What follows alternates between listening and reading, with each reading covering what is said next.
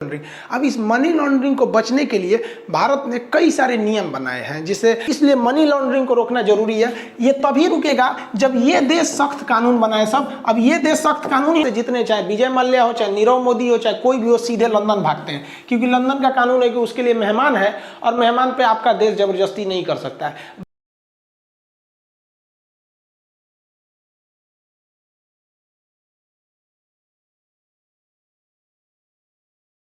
अब इनके पास से पैसा कैसे जाएगा? तो ये लोग यहाँ पर कुछ फालतू की कंपनियां खोल देते हैं, सेल कंपनी जिनको बोलते हैं। सेल कंपनी खोखली कंपनी होती है। सेल मतलब क्या होता है? कछुए वगैरह का सेल होता है ना, या फिर शंख वगैरह का सेल, तो वो एक फालतू कंपनी होती है, सेल कंपनी जिन्हें बोला जाता है। अब ये झूठ मूठ की कंपनी खुलवा देंगे यहाँ पर। अब वो कंपनी है, अब वो एक ठो कमरा ले लेंगे, उसमें 2-4 गो टायर जला देंगे, धुआं हो जाएगा, पेपर वर्क में दिखा देंगे कि हाँ ये कंपनी है। अब ये सऊदी से क्या करेंगे? इस कंपनी में इन्वेस्ट कराएंगे पूरा पैसा कि भाई हमारी कंपनी को अच्छा करने के लिए एफडीआई आ रहा है, इन्वेस्ट आ रहा है यहाँ पर। अब देखिए, वो 10 करोड़ लिया था अब्दुल से, किसी और से लिया होगा 5 करोड़, ऐसे 100, ऐसे करते करते बहुत पैसा ले लेते हैं। जब इनके पास बल्क में हो जाता है, तो मान लीजिए ऐसे 100 करोड़ रुपया बल्क में हो गया, तो ये कंपनियों में भेज देते हैं, अलग अलग कंपनियों में 100-100 करोड़ भेज दिए। तो देखिए यहाँ से आ गया कितना, 300 करोड़ रुपया इंडिया में घुस गया, जबकि ये कोई कंपनी नहीं है। तो ये कंपनी को दिखा दिया जाएगा कि ये कंपनी चारा बनाती है, कुछ कुछ कर देती है। अब बाद में एटलीस्ट दिखा दिया जाएगा कि भाई कंपनी प्रॉफिट में नहीं चल रही थी, कंपनी लॉस हो गया, पूरा पैसा डूब गया, लॉस में चली गई कंपनी। ले, वो कंपनी थी ही नहीं सोच रही थी, लॉस में कहां से चली गई? तो ऐसी कंपनी को हम लोग कहते हैं सेल कंपनी। ये सेल कंपनी के थ्रू यहाँ पे पैसा आ गया है यहाँ पर। और एफडीआई पे तो टैक्स नहीं लगता है, टैक्स चोरी हो गया यहाँ से यहाँ तक, हुंडी वाले को भी फायदा हो गया और यहाँ से यहाँ पैसा पहुँच गया। तो इस प्रोसेस को हम लोग कहते हैं मनी लॉन्ड्रिंग। मनी लॉन्ड्रिंग के कई रास्ते होते हैं, जिसमें सेल कंपनी बहुत फेमस है। कंपनी, कोई भी कंपनी होती है ना, मेन कंपनी इतना ज़्यादा सेल कंपनी बना देती है दूसरे के नाम पे कि पता ही नहीं चलता है कि इसका ओरिजिनल मालिक कौन है। तो ये मनी लॉन्ड्रिंग में ये चीज़ें, सेल कंपनी वाला काम बहुत ज़्यादा होता है। लेकिन इस सेल कंपनियों के लिए भी एक दिक्कत है। रीजन क्या है कि जब भारत सरकार सऊदी से कहेगी कि आप बताइए आपकी कौन सी कंपनी ने यहाँ पैसा भेजा था, तो सऊदी उसको बता देगा।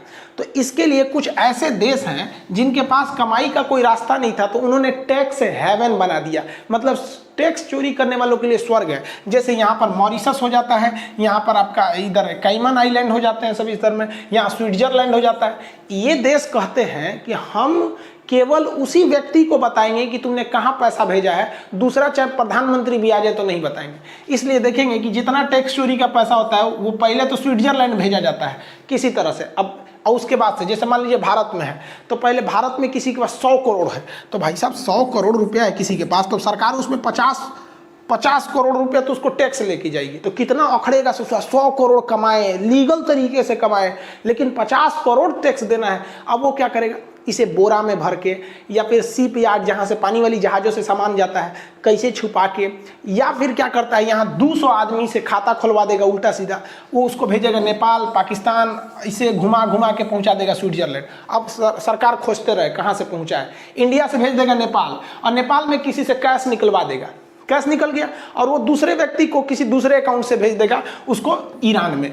अब जैसे पैसा कैश निकल गया, उसका लिंक टूट गया, वो बस इंडिया से नेपाल दिखेगा, लेकिन वो कैश निकालेगा ईरान में कोई कैश निकालेगा, फिर दूसरे अकाउंट में जमा करेगा। तो जैसे कैश निकल जाता है ना, तो उसका रिकॉर्ड नहीं रहता है कौन निकाला और फिर वो किस अकाउंट में जमा किया। तो ऐसे करते करते ये लास्ट में पहुंचा देते हैं लोग, कहाँ पर? स्विट्जरलैंड। तो अब भारत खोजते खोजते परेशान हो जाता है, भैया पहुंचा कहाँ, तो उसका पाथ, रास्ता नहीं मिल पाता है।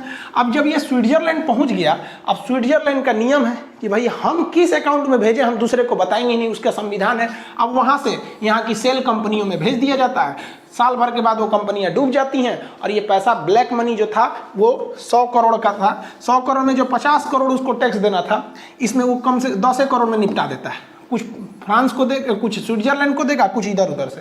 इससे स्विट्जरलैंड की भी इनकम हो जाती है और सरकार को चूना लग गया यहाँ पर, तो टैक्स का पैसा बच जाता है। तो ऐसी बहुत सारी कंपनियाँ, यहाँ से मॉरिशस भी है, ऐसे ही है, यहाँ पे कैमन आइलैंड से भी कंपनियाँ आती हैं सब। तो भारत में अथाह पैसा आता है, लेकिन वो पैसा व्यक्ति के पास रह जाता है, सरकार के पास नहीं जा पाता है, जिसके हम लोग ब्लैक मनी कहते हैं। और ये सारा प्रोसेस मनी लॉन्ड्रिंग के अंतर्गत आता है। Money laundering